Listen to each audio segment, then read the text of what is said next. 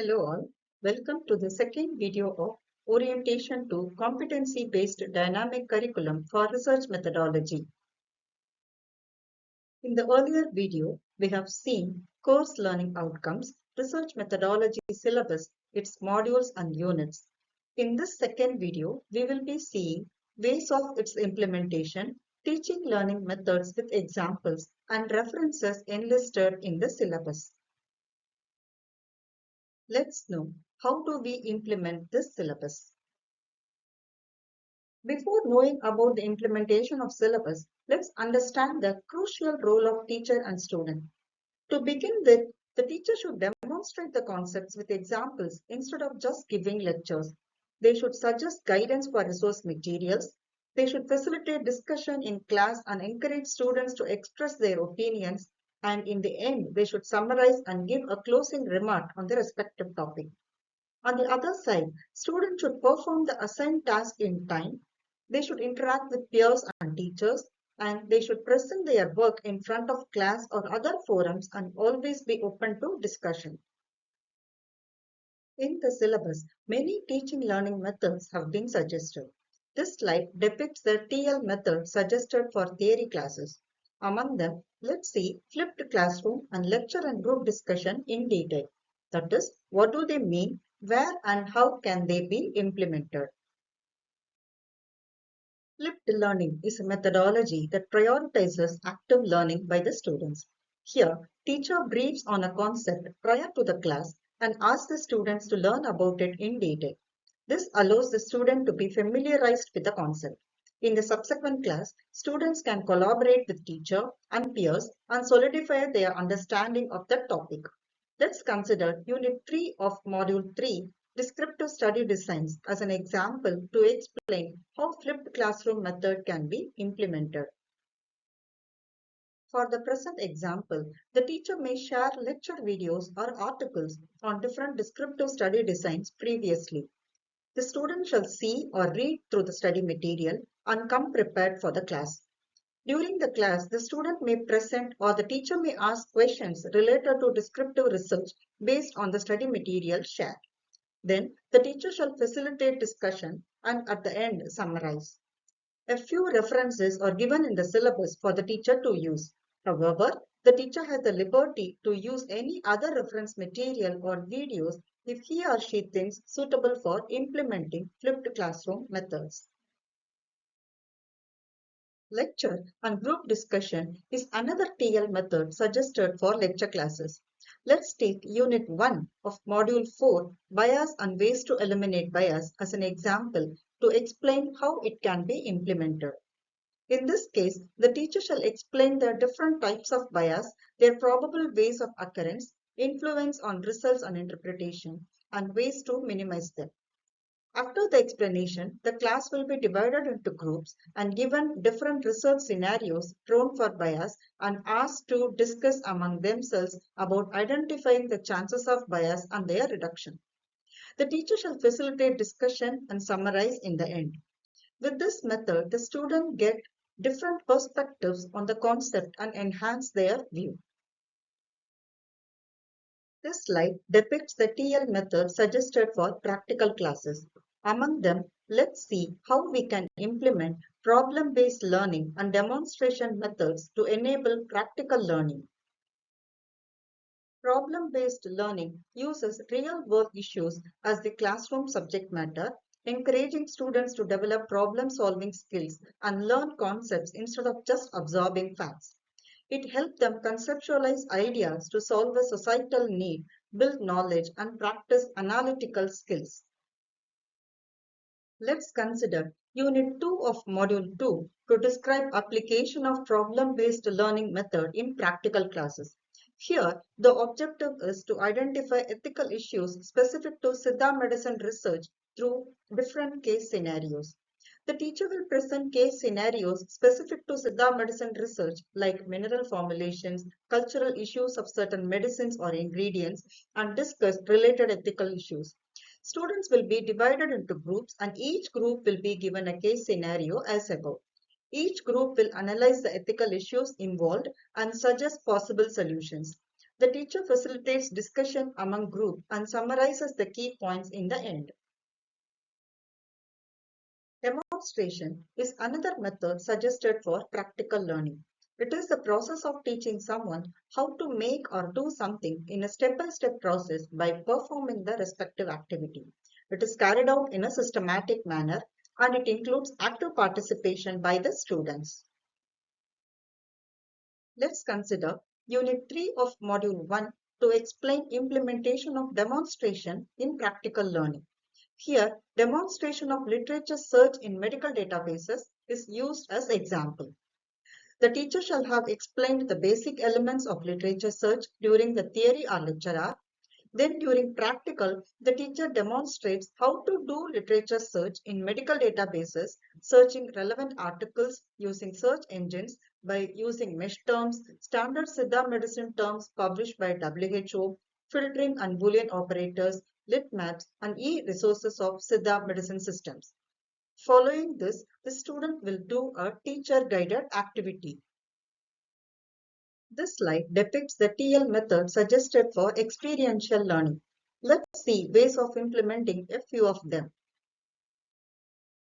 Case-based learning is an inquiry-based approach to learning through case scenarios in a collaborative small group setting. Students typically examine the case together as a team and address the problems within the realistic scenario to develop a reasonable conclusion. By learning how to apply knowledge to real or hypothetical scenarios, students can better develop critical thinking and analytical skills to become more prepared for real life. Let's take Module 6, Unit 1 as example to explain application of case-based learning in experiential learning. Here, the objective is prepare an outline of the synopsis. Here, teacher should have completed explaining basic structure of synopsis such as randomization table, dummy table, Gantt chart, expected outcome, budget, etc. in the theory class and demonstrated examples during practicals before conducting experiential learning. Then, during the EL phase, teacher will divide the class into groups depending on the number of students and each group will be given a topic reflecting different types of research such as drug research, clinical study, literary research, etc. to prepare a framework of the synopsis. Later, the student will present and teacher will critically appraise the key components of it. Here are few examples of topics which may be suggested for each group for the above mentioned unit.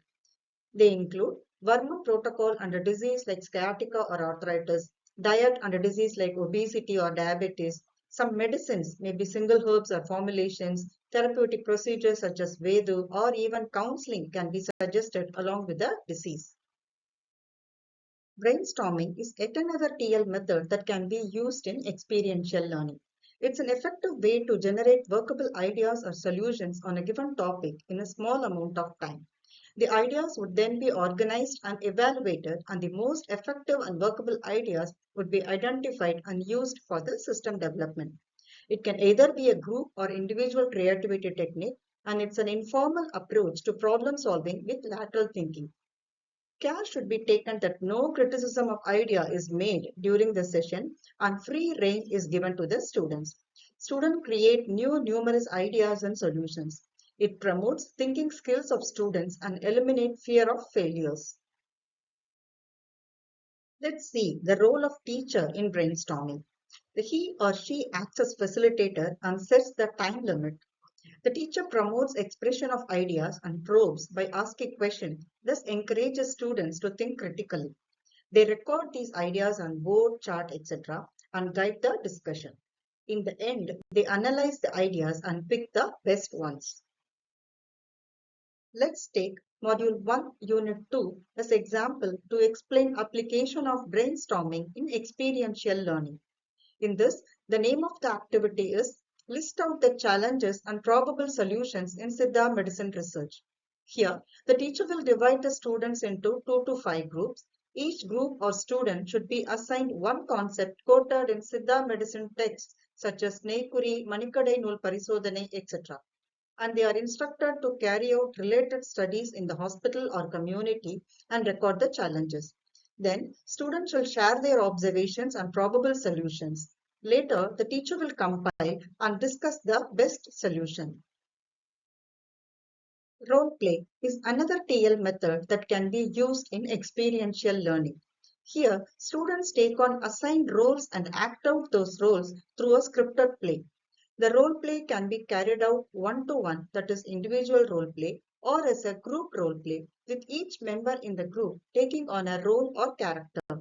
It provides a very powerful learning experience for students by immersing them in simulated real-world situations in which students act out a particular role or character in a safe environment. Let's take Unit 1 of Module 2 as example to explain role play in experiential learning. Here, the objectives are appraise the ethical principles by developing a case scenario and identify the ethical principles in a given case scenario. Here, teacher shall have completed explaining the ethical principles related to research in the theory class and demonstrated examples during practicals before conducting experiential learning. Teacher will divide the class into groups depending on the number of students. Then, teacher shall enlist ethics principles which can be given to each group for scenario or skit development. Finally, teacher may set skit duration for each group depending on the number of groups. For the experiential learning activity 2.1, the groups will be given an hour to create the skit. During the preparation of the skit, the teacher will interact with the students to clarify their doubts about ethics principles. Then in EL 2.2, each group will enact their scripted play while the other groups have to identify the violated ethics principles in the play. The teacher will facilitate discussion among the groups and summarize in the end. Here are a few examples of ethics principles which may be given to student groups to create a skit and enact or role play. They include privacy, confidentiality, voluntary participation, anonymity, no harm to participants, informed consent, and vulnerability. And finally, field visit is another TL method that can be used in experiential learning. Field visit are a way to provide real-world experience to students, and they facilitate to connect the theory to real situations. This is the list of field visits mentioned in the syllabus for experiential learning. Module 5, Unit 1 is one among those units where field visit is suggested as a TL method for experiential learning. Here, the learning objective is acquaint with instrumentation and procedures related to in silico, in vitro, and in vivo studies. To enable this, the teacher can identify a nearby laboratory having in vitro and in vivo facility. The teacher shall conduct a prior lecture or theory class to enable students to understand and make necessary observations and interactions during the actual field visit. The teacher shall provide a checklist for students to note down their observations and present them at the end of the session. The student will visit the lab with teacher, note relevant observations and present in the forthcoming class or may submit as an assignment. Hence, students are advised to have a checklist for collecting the information appropriately. An example of a checklist is shown here. It contains the name of the lab or institute visited, its location and date of visit, details of animals or instruments seen, their use, interactions made with the corresponding technicians and remarks made, if there are any other display instructions seen or observations made by the student. After the visit, the student will be asked to submit a complete analysis report about the visit with a note on applicability of the instruments in Siddha medicine research. If any photographs taken from the lab, they can also be attached with the report. Let's move on to the next part, the references. A few references are suggested in the syllabus. They are only indicative and not exhaustive. The teacher have the liberty to refer any other relevant resources. The references are given with each unit description and the numbers correlate to the list of references given at the end of the syllabus. Let's look into the example from Module 6, Unit 1 to know about references. Here, as you can see, the reference numbers 49 to 53 are mentioned just below the unit heading. If we go to the end of the syllabus, the corresponding full references related to that unit can be obtained. To summarize, in this video, we have seen different teaching learning methods, ways of implementing them in theory, practical, and experiential learning with examples, then the reference numbers and the complete list given in the end of the syllabus. So far, we have seen the course learning outcomes, research methodology syllabus, modules, and units in the first video. The ways of implementation of syllabus with teaching learning methods and examples and references in this second video. In the next video, we will see the assessment methods, both modular or formative and summative with examples. Thank you.